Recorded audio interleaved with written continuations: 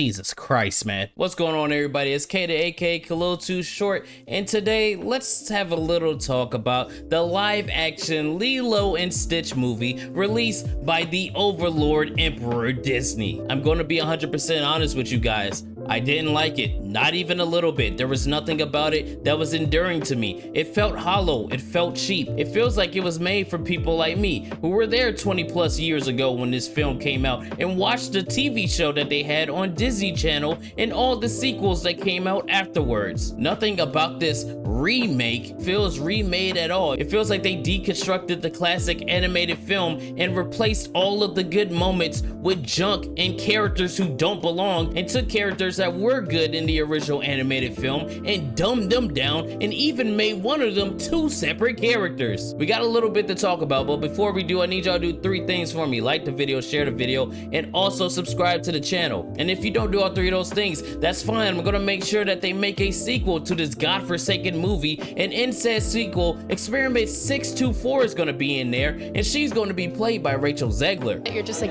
you won't believe what we did. Now let's get into it.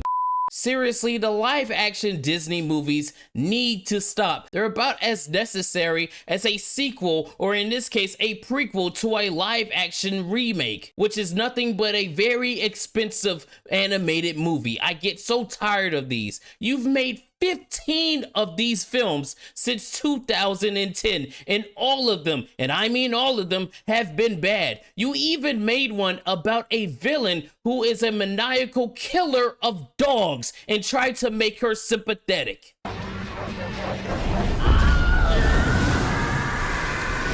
It's cheap, man. It shows that y'all don't have the creativity that you once had to make these kind of films. And it also shows by the writing in a lot of these live action remakes that the people working on them don't have the morals that the people before them had. And this movie is a very good example of that. And we are going to get straight into that with one character in particular, and that is Nani. I'm going to spoil the ending of the movie. Fair warning for you guys. So if you don't want to see that, I appreciate you for being here this long. Leave some feedback in the comments.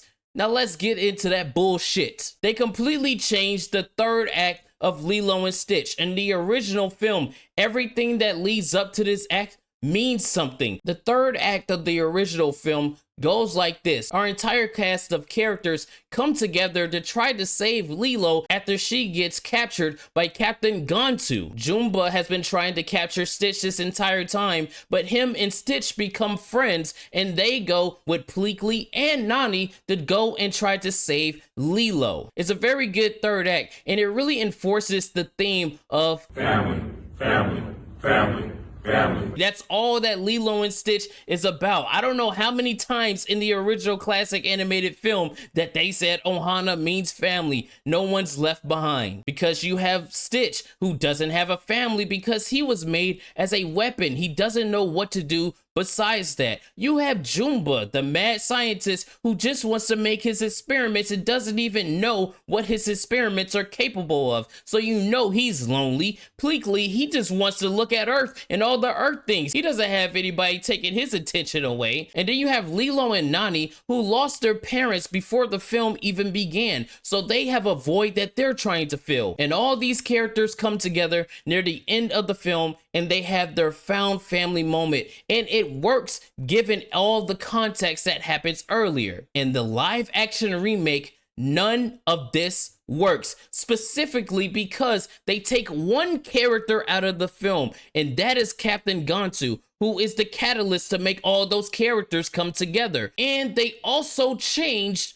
Nani and Jumba. Jumba the worst, because he doesn't have an arc that he goes on throughout this entire film. He starts as an evil mad scientist, and then he replaces Captain Gantu and is the villain at the end, and just wants to capture Stitch because he wants to rule over the council because evil, I guess. That's just it. And Nani, throughout the entire film, doesn't even seem like she cares too much about keeping Lilo because she wants her family to stay together. She just seems like she wants Lilo to stay around because she needs something to do. She would much rather have a job. She would much rather go and study marine biology. And she doesn't have the same stresses that she had in the original film because of an added character that they made in this live action, who is the creepy grandma neighbor lady. She doesn't even really do anything in the film. She's just around, and she takes moments away from Nani's character from the original film that mattered. In the original film, Nani and Lilo, they get into an argument, and then they have their little comfort moment, and Lilo makes her wish on a shooting star that she doesn't even know is Stitch. And she talks about how she wants a best friend and she wants an angel, and one of the best ones that they can see. And Nani, caring about her sister, and even though she's under all of these stresses,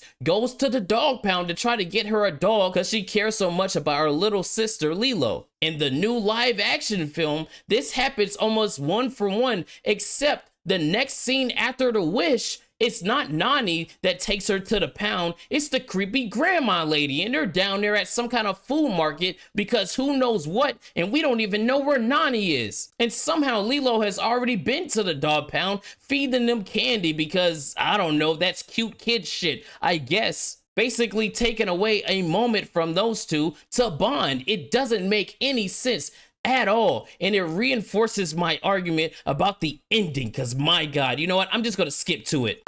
As you know, Captain Gantu isn't in the film, so it's not the whole cast of characters against Gantu to save Lilo. It's just Lilo and Stitch against Jumba in the ship, and it goes exactly like this. Lilo opens up the thing to let Stitch out. Stitch opens up the hatch to kick out Jumba. They kick out Jumba because he's evil. He lands in the ocean, and they fly into the ocean, and they try to save Stitch. All of the cast of characters, Ozempic Bubbles, who we're going to talk about, Nonchalant Nani, Soy Boy David, and Creepy Grandma Neighbor, all they're doing is driving to the coast to meet them when they crash land. And they try to do some moment where, oh, Nani goes to save Lilo, and Lilo's like, no, you need to go save Stitch, he's family, Ohana or whatever. And it doesn't feel earned because throughout the entire film, Nani has given no indication that she cares about Stitch in the slightest and barely cares about Lilo. But then she does something that destroys my suspension of disbelief.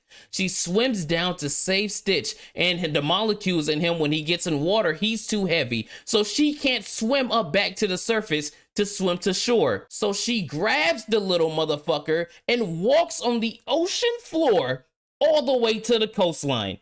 Right.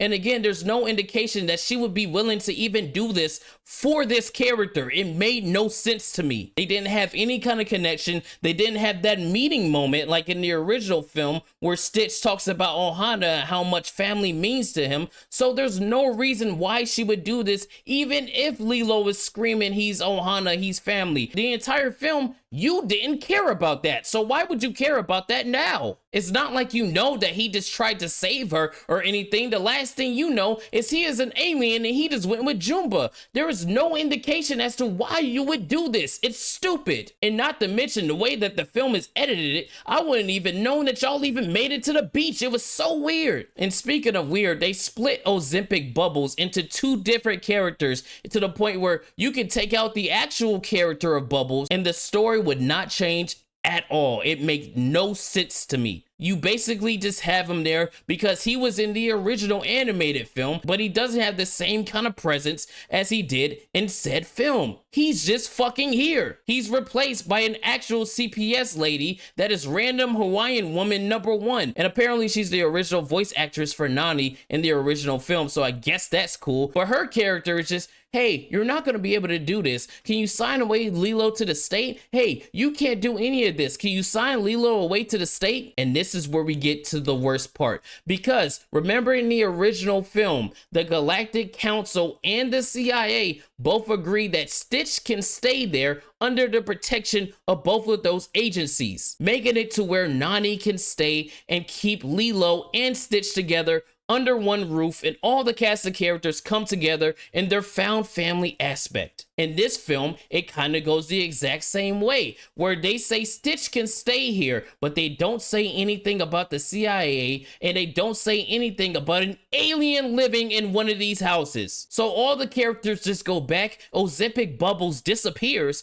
and then we got CPS Hawaiian lady with the creepy grandma lady, and they go up to Nani and say, hey, you need to sign away Lilo. Even though you have an alien under your roof and the government knows this, you still can't keep your little sister because your house is destroyed. Oh yeah, that's right. They don't do the montage to rebuild the house. They just say, fuck you, peace, I'm out of here. So CPS lady goes, hey, she can stay with creepy grandma lady. And at first, Nani's like, no, I want to stay here with my sister. And then they go, no, it'll be fine. You can visit whenever you want. And Nani, this character who is supposed to care about her sister more than anybody in this world, basically goes, yep, I'm going to sign away my sister to the state, aka creepy grandma lady, and go party and learn marine biology in the States. Wait, why would you go to the United States to study that when you live on a fucking island that has some of the best colleges for marine biology? Because newsflash, dumbass, you live on an island surrounded by marine life.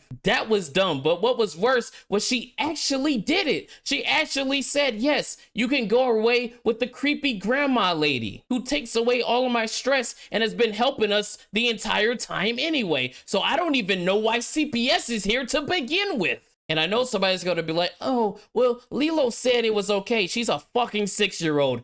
Who cares what she says in that regard? You are her older sister, her only legitimate family. Why would you leave her? Original Nani would never do something so fucking stupid and selfish.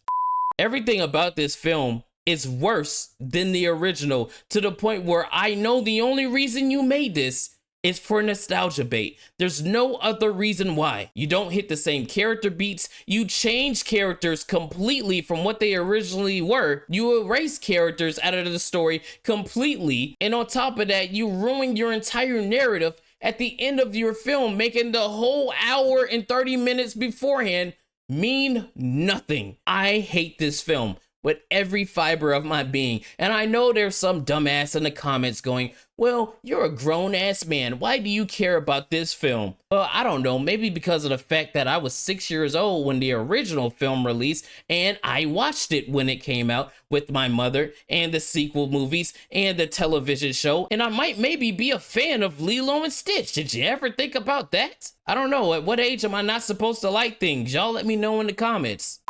But all in all, Disney, you need to stop. You need to stop making these lifeless remakes. You need to stop trying to milk your fans for every dollar that they have. And if you're going to remake anything, remake things that didn't succeed the first time they came out. Or better yet, how about you remake things that would translate properly to a live action setting? Something like, I don't know, Treasure Planet, the last 3D CGI movie that you guys ever did and never got its due or its props for being such a fantastic film. But this is modernity Disney, so they can't make that film because that was all about fatherhood, and they don't know what that is. It's getting tiresome. We just had Snow White, girl boss Snow White, that was so terrible that I checked out halfway through the movie. You just had Mufasa that came out, which was universally panned but somehow made almost $1 billion. And the thing that's more annoying is that this film might fund other live action remakes that are going to be soulless, man. I just can't deal, man. Remember what I said at the beginning of the video? You just start to become at a loss for words. That's where I am right now. It just sucks, man. Especially after I watched the live action and then I went back and watched the original movie. It was a night and day experience for me, man. It made me so sad. Like, God, how do you fuck this up so badly? But y'all let me know down in the comments, did you like the live action Lilo and Stitch? Or did you dislike it? Or do you not give a shit? I'll take all feedback. We could talk about it. Until next time, it's been your boy Kata. Peace out, man. God, this video is all over the fucking place. Kind of like that film, to be honest, though.